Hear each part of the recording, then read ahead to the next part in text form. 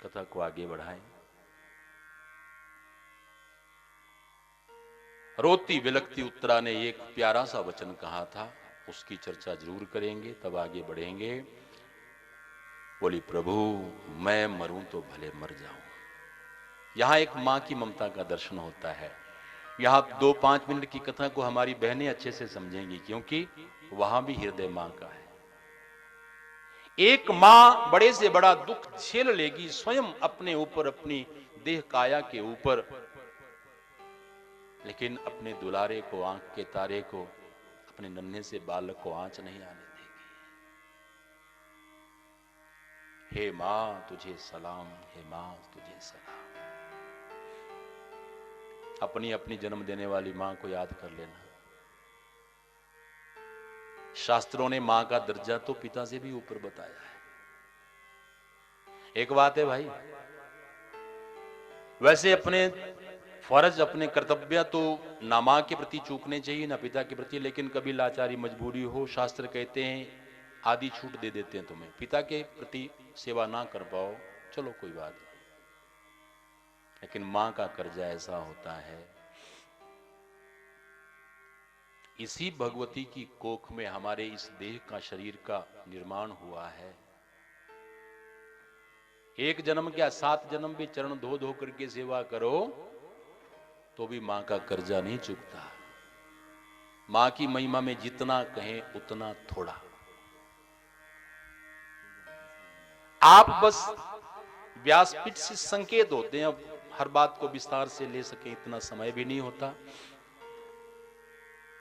देखिए, महर्षि वेद व्यास जी ने 18 पुराणों के बीच में विलग विलग ईश्वर के रूपों की चर्चा करी है, ठीक?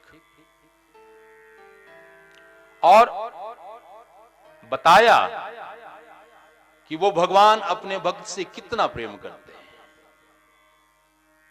तो सबसे सुंदर उदाहरण उनको लगा वेद व्यास जी को मां की ममता का। बोले, जितना मां अपने बालक से प्रेम करती है उतना भगवान अपने सच्चे भक्त से करते हैं। मातृवत।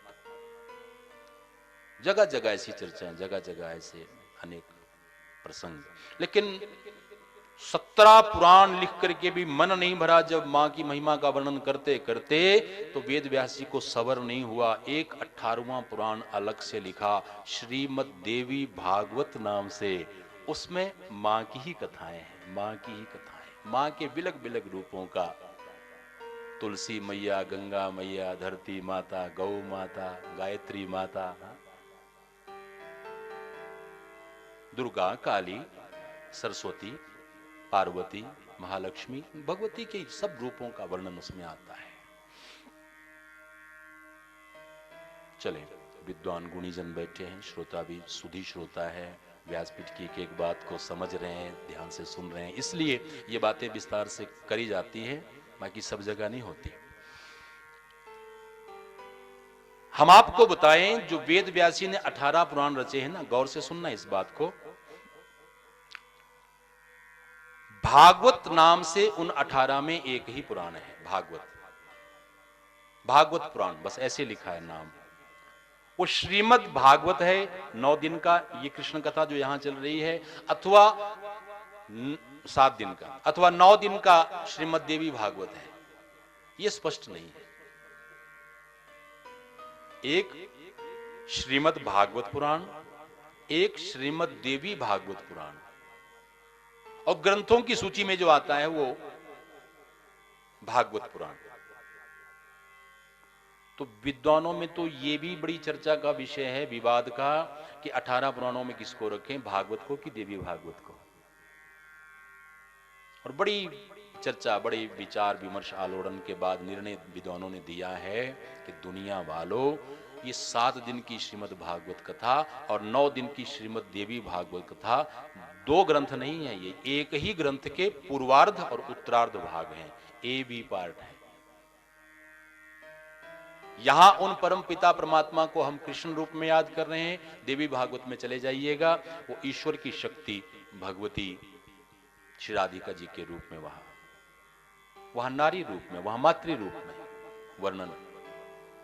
और कथाओं का क्रम भी आप देखिएगा, भागवत जी की कथा कहां संपन्न होती है, कि परीक्षित को श्राप हुआ जी, मृत्यु के वजह से 7 दिन कथा सुनी और 7वें दिन तक्षक आया, परीक्षित की काया को दंश लगाया, राख की ढेरी भस्मीभूत, और उसके साथ परीक्षित के सामान्य शब्दों में कहें तो मृत्यु के साथ ही भागवत की कथा संपन्न होती है। और वहीं से ठीक देवी भागवत की कथा आगे प्रारंभ होती है। परीक्षित के बाद उनके पुत्र जन्मेजय बैठे राजगद्दी पे, उनके मन में ऐसा क्षोभ कि सर्पदंश से, विष के प्रभाव से मेरे पिता की मृत्यु हुई है, तो गति नहीं उनकी हुई, अल्प मृत्यु, विष से किसी की मृत्यु हो। वेद व्यास जी को निवेदन किया था जन्मेजय ने, मेरे पिता की सदगति के लिए कोई उपाय बताइए। तो वो बोले कि 9 दिन की देवी भागवत। वेद व्यास जी ने अपने श्रीमुख से राजा जन्मेजय को वो कथा सुनाई थी। बोलिए श्रीमद् भागवत जी महापुराण की। अब मान्यता तो ऐसी भी है कि आपने यदि भागवत सुनी है तो उसके बाद कहीं मौका मिले तो 9 दिन की देवी भागवत भी सुनो, तब आपकी कथा वो पूरी हुई। या तो घर में बैठ करके बांच लीजिए, पढ़ लीजिए, है मातृ महिमा का ग्रंथ श्रीमद् देवी भागवत। चलें। अच्छा, उत्तरा की बात तो छूट गई बीच में। क्या बोली? प्रभु मैं मरूं तो मर जाऊं, लेकिन वंश चलना है, मेरे इस बालक को बचा लीजिए।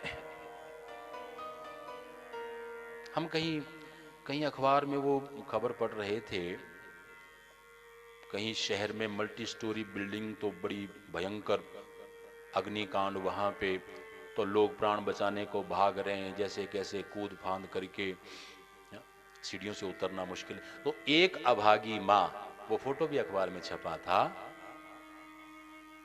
अपने नन्हे से बालक को लिए हुए खिड़की से बाहर लटकाया है। भीतर खबर नहीं कितनी तपिश है, कितनी आग बरस रही है।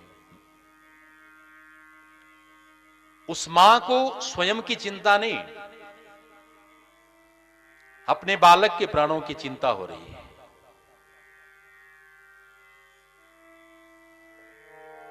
कहां कर्जा चुकाओगे?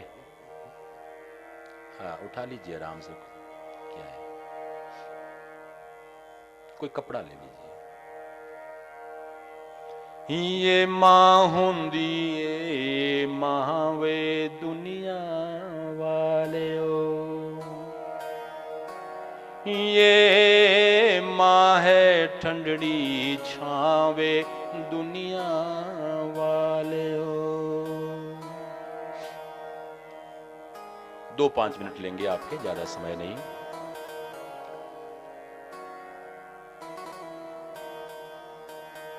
मेरे भाई बहन, इस पंडाल में जो आप सभी बैठे हैं ना, हमें नहीं मालूम आप में से किन किन की मां घर में जिंदा बैठी है, और कौन कौन ऐसे अभागे हमारी तरह भी हैं कि मां का आशीर्वाद का हाथ सिर से उठ चुका है। हम तो भागवत जी का इतना ज्ञान आपसे बांटना चाहते हैं। बड़े नसीब वाले, बड़े भाग्य, बड़े अमीर होते हैं वो लोग, मां जिनकी जिंदा बैठी होती है। बड़े अभागे होते हैं वो। कई बालकों की तो बचपन में ही मां का साया सर से उठ जाता है। पंजाबी भाषा में किसी कवि के लिखे हो शब्द, इंद्र देवता करे अरजोई, बच्चियां दी मां मरे ना कोई। देवताओं के राजा इंद्र परम पिता परमेश्वर से प्रार्थना कर रहे हैं कि है सब कर्मों की लीला, लेकिन मेरे मालिक कभी ऐसा मत करना कि बचपन में ही किसी की मां छीन लो। बच्चियां दी मां मरे ना कोई, ओ खोलेंदे टुक कावे दुनिया वाले हो। देखा होगा वो दृश्य इंद्र ने कहीं, बिन मां का कोई बच्चा, गरीब गुरबा, खबर नहीं 2 दिन का भूखा है कि 4 दिन का, कहीं से टुकड़ा मांग के लाया, वो भी बासी, और खाने बैठा तो कौवे ने झपट्टा मारा, वो हाथ का टुकड़ा भी छीन के ले गया। मां होती तो ऐसी दुर्दशा बालक की हो पाते। नास्ति मातृ समम शरीर पोषकम। बालक की देखभाल, रक्षा, सुरक्षा करने वाला मां से बढ़कर के इस दुनिया में कोई नहीं। एक हमें ध्यान आ रहा है, बड़ी छोटी उम्र में हमने, उस समय तो फिल्में भी ब्लैक एंड व्हाइट ही बनती थी हैं, ये बड़ी पुरानी सी फिल्म, और उसमें बिन मां का बच्चा आधी रात को रोया है बिस्तर पे, पलंग पे, और वो गरीब बाप अपने उस लाल को छाती से चिपकाए हुए लोरी गा रहा है। शब्द सुनना, बाप की जगह मां ले सकती है, पर मां की जगह बाप ले नहीं सकता, लोरी दे नहीं सकता। ओ सो जा सो जा, हो इस दुनिया की रीत निराली है, कि इस बगिया का ये कैसा माली है, फूलों के सर पे रख देता कांटों का ये बोझा, सो जा सो जा, ओ सो जा सो जा। बोल सांचे दरबार की। दुनिया भर की माताओं को प्रणाम करते हुए अपनी अपनी जन्म देने वाली जन्मदात्री का ध्यान कर लेना। अब जन्म तो सभी ने मां की कोख से लिया होगा, सीधे आसमान से तो कोई टपका नहीं होगा भाई, अवतारी। अच्छा, एक बात ध्यान में पूछना चाहेंगे हम श्रोताओं से, पढ़े लिखे समझदार सब सुधी श्रोता बैठे हैं। ये जो ऐसा कहते हैं ना सगे रिश्तों को कि ये मेरा खून का रिश्ता है, क्यों कहते हैं? थोड़ा विचार करके हमें, सगे रिश्तों को खून का रिश्ता क्यों कहते हैं? क्या हम कभी बीमार थे, इन्होंने खून दिया था, कि ये बीमार थे हमने इनको दिया था? लेना देना खून का हुआ तो खून का रिश्ता नहीं ना। चलो हो भी सकता है, खून दिया वैसा हो भी सकता है, लेकिन सब जगह तो होता नहीं है।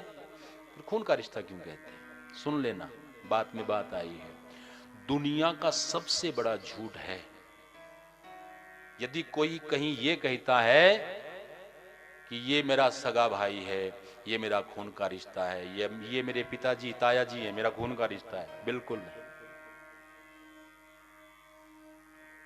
दुनिया में कोई रिश्ता खून का नहीं होता, मात्र एक को छोड़ करके, और वो रिश्ता है जन्म देने वाली मां का। क्यों?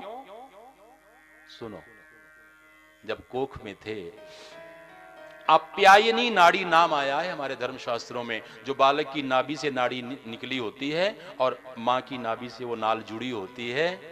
जन्म लेके आए ना, तब तो मां का दूध पिया 2, 2.5, 3 वर्षों तक, लेकिन जब कोख में थे, मां के लहू से, मां के रक्त से, मां के खून से, उस नाड़ी के माध्यम से खून आता जाता था। मां के रक्त से हमारा जीवन उन 9 महीने में चला। इसलिए इस रिश्ते को कहते हैं खून का रिश्ता।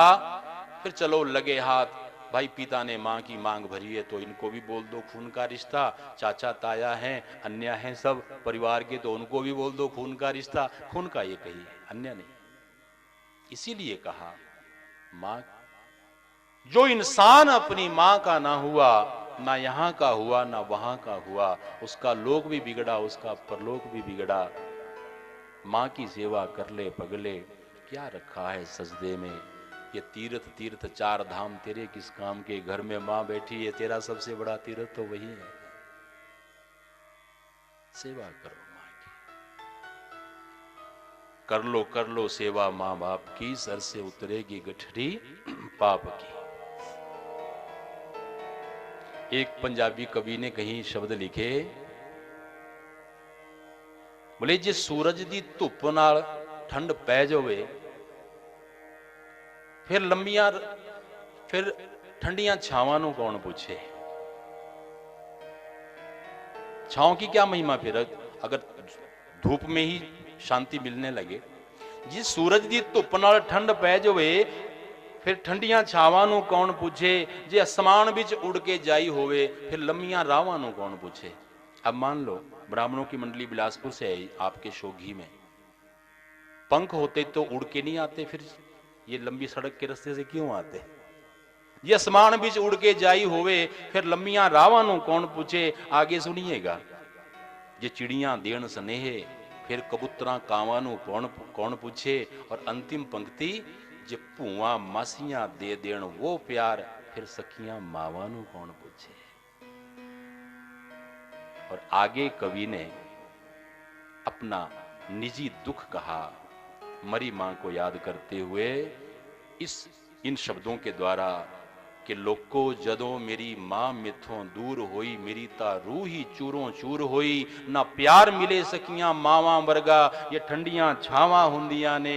लख होवन चाचियां ताइयां पर मावां मावां हुंदियां ने। देखो चाची ताई मामी मौसी बुआ है, ये तो चलो बड़े निकट के रिश्ते हैं, लेकिन ऐसे भी देखा जाता है कि मां की उम्र की कोई महिला हो हम उनको भी माता जी ऐसे बोल देते हैं, मां जी प्रणाम। हम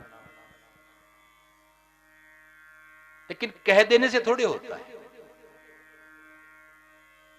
लोग ये भी कहते हैं कि मामी मासी बुआ इनका भी मां के जैसा प्यार होता है, लेकिन कवि कहता है लख होवन चाचियां ताइयां मामियां मासियां भूआ पर मावा मावा होंदियां ने। एक छोटा सा प्रश्न आपसे, जरा देखो कथा तो एक विचार है, आप भी करें हम भी करें। ये चाची ताई मामी मौसी इन रिश्तों में मां के पश्चात आप कौन सा रिश्ता रखना चाहोगे, दूसरा दर्जा किसको देना चाहोगे मां के बाद। तो सबसे निकट है हमारे। खुसर फुसर कर रही हैं बहनें और उत्तर हम तक पहुंच ही रहा है मासी मासी है। देखो रिश्ते का नाम रखने वाले ने भी कितना सोच समझ के इस रिश्ते को नाम दिया। कई बार तो बहन बहन की शक्ल भी बड़ी मिलती है। मासी बोले बिल्कुल मेरी मां की जैसी, लेकिन कभी कहता है मां फिर नहीं, मां जैसी है लेकिन मां नहीं। ये उच्चियां लम्बियां डालियां भाई ठंडियां जिन्हां दियां छावां हर चीज बाजारों मिल जाती पर नहीं हो मिलदियां मावां, नहीं हो मिलदियां मावां। कहां तक कहें कितना कहें। चलें कवि के दो शब्दों के द्वारा बात को समेटेंगे विषय को। हो जीना खरा विच मां नहीं होंदी भाई ओना दे वेड़े छां नहीं होंदी।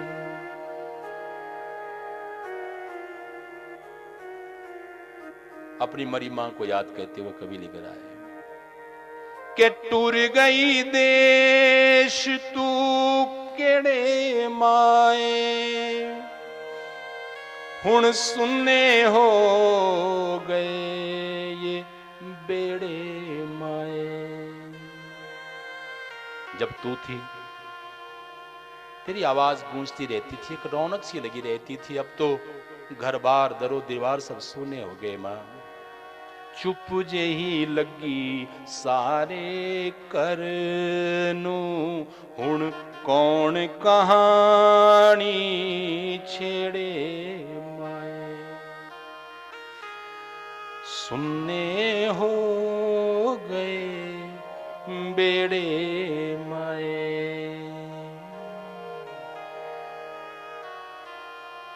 आगे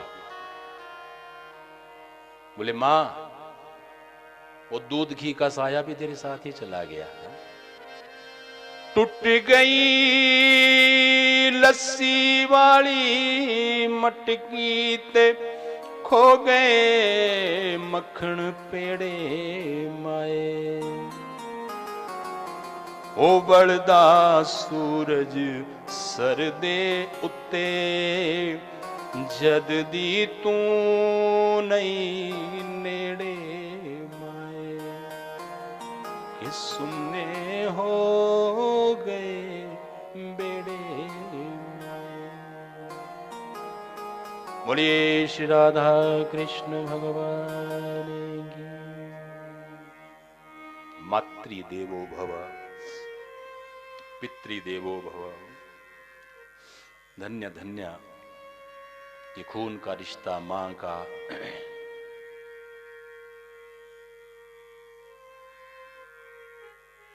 एक अंतिम पंक्ति कवि ने लिखी थी,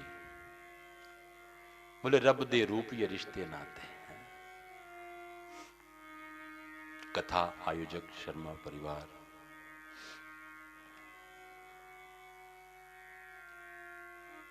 माता जी श्रीमती आशा देवी अपने पूरे कुटुंब कबीले के सहित दिवंगत पति स्वर्गीय श्री गंगादत्त शर्मा जी के पुण्य स्मृति में उनके चतुर्वार्षिक श्राद्ध के उपलक्ष्य में ये भागवत कथा की दिव्य कीर्ति रचना करवा रही है।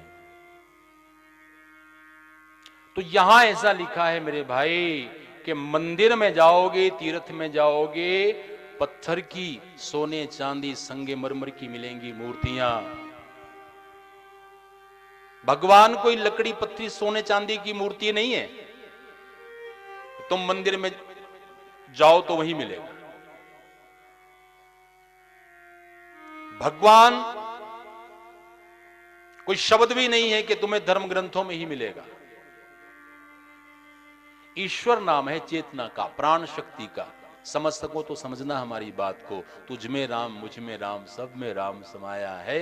कर लो जगत में प्रेम, सभी से कोई नहीं पराया है। जिस प्राण शक्ति से ये सारी संसारी चलती है, जीव जगत जड़ चेतन सब, वही ईश्वर है। और उसी ईश्वर का अंश आत्मा रूप में हमारे आपके अंदर विद्यमान है। तो कथा का निष्कर्ष निचोड़ ये कि रब दे रूप ये रिश्ते नाते, रल मिल लो एक बारी, पाईस मिलने नु याद करोगे, फिर रोओगे उम्रा सारी। क्योंकि ये संयोग जो है ये सदा को थोड़े। कोई आज गया, कोई कल जावे, कोई जावन को तैयार खड़ा, बोल सांचे दरबार की।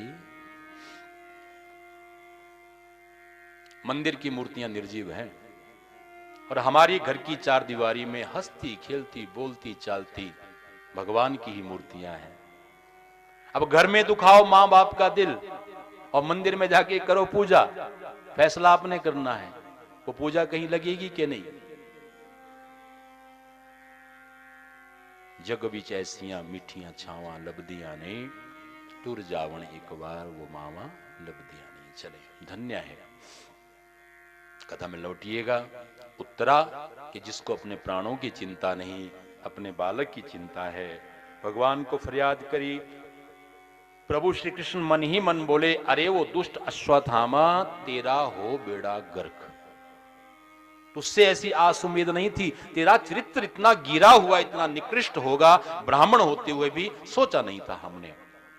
उत्तरा के सिर पे हाथ रखा, बोले पुत्री तनिक भी चिंता मत करो, हम बैठे हैं, बस थोड़ी देर सब्र।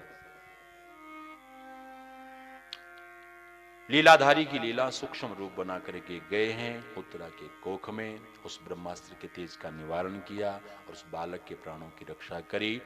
बालक जन्म लेकर के आया। समय पूरा होने पर नाम पड़ा परीक्षित। बोले वांके बिहारी लाल की जय।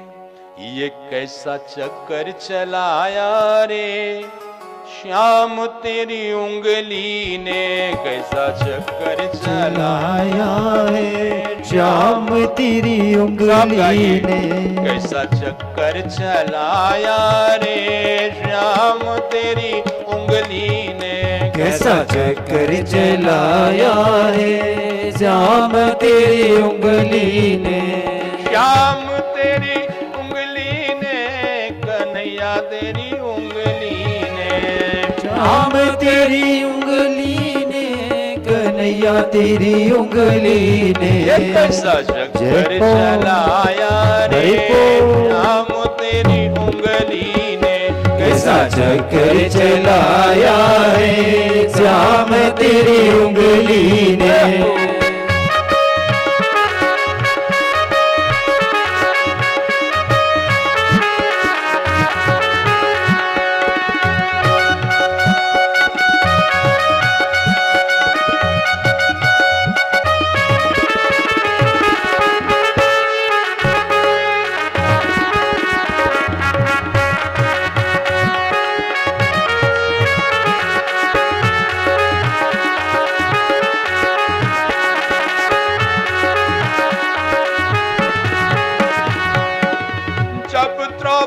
दुष्टों ने घेरी, जब द्रौपदा दुष्टों ने घेरी, जब द्रौपदा दुष्टों ने घेरी, जब द्रौपदा दुष्टों ने घेरी, कैसा चीर बढ़ाया रे श्याम तेरी उंगली ने, कैसा चीर बढ़ाया रे श्याम तेरी उंगली ने, कैसा चक्कर चलाया रे श्याम तेरी उंगली ने, कैसा चक्कर चलाया रे श्याम तेरी उंगली ने।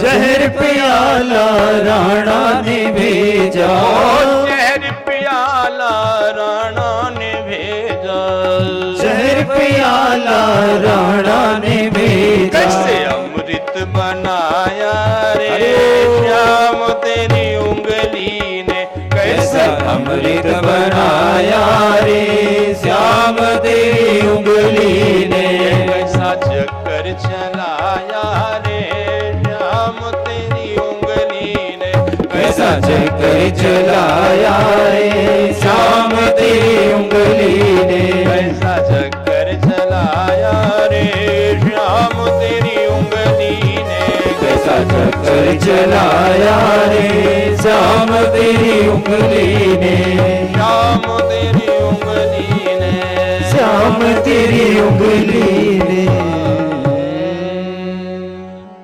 पुरीश वृंदावन बिहारी लाल की जय। युधिष्ठिर जी का राज तिलक दिनों दिन बड़ा होता वो पांडवों का पोता उत्तरा का बालक परीक्षित समय बीतने लगा। भगवान श्री कृष्ण ने एक दिन पांडवों से आज्ञा मांगी, इस महाभारत के संग्राम के कारण हम लंबे अरसे से अपनी नगरी अपनी प्रजा द्वारिका से दूर, युधिष्ठिर भैया अब हमें आज्ञा करो, कुटुंब कबीले की जाकर के सार संभाल ले। मेरे भाई बहन, यहां महाभारत के इस भीषण महाजन संहार के उपरांत युधिष्ठिर का हृदय पाप के बोध से बड़ा ग्रसित था, बड़े वो दुखित रहते थे। तो हाथ जोड़ के बोले, कृष्ण मेरा मन बड़ा विचलित है, जब नींद नहीं आती रातों को, मेरी भूख मर गई है, जब जब ये ध्यान आता है कि इस गद्दी को इस सिंहासन को पाने के लिए ये सब खून खराबा, इतनी लाखों औरतें विधवा, इतने लाखों बच्चे अनाथ हुए, इतने घर उजड़े, सब पाप मेरे सिर पे। तो मन में आता है कि तीर्थों में जाऊं, स्नान ध्यान करूं, मुझे नहीं करना राज्य, मुझे नहीं बनना राजा। सुना, कृष्ण मुस्कुराए, मनी मनी ये सोचते हुए कि जैसे भरम अर्जुन को हुआ था ऐसा अब युधिष्ठिर भैया को भी हो गया है। लगता है वो गीता वाला ज्ञान फिर से दोहराना पड़ेगा, फिर से सुनाना पड़ेगा। कृष्ण बोले, युधिष्ठिर भैया देखिए, अर्जुन भीम आदि कृष्ण से उम्र में छोटे हैं, युधिष्ठिर जी बड़े हैं, तो मेरे प्रभु युधिष्ठिर का बड़ा सम्मान करते हैं, बड़े भैया की तरह। बोले भैया कहां जाओगे, किस तीर्थ में जाके स्नान करोगे? गौर से सुनो मेरी बात को, असली तीर्थ सबसे बड़ा मनुष्य के भीतर है। हम आपके भी बड़े काम की बात है, आई है चर्चा तो सुन लेना। आत्मा नदी संयम तोय पूर्णा, सत्यवहा शील तटा दया ऊर्मी।